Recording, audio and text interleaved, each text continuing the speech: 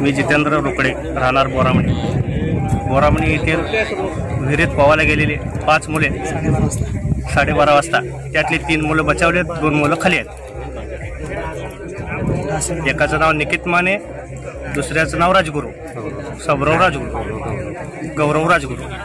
आणि घटनेची माहिती कसं कळाली तुम्हाला? गावातले लोक वरड करताना गावातली मुलं, लहान मुलं गावात आणून सांगितले असं वीर डासळ्या म्हणून.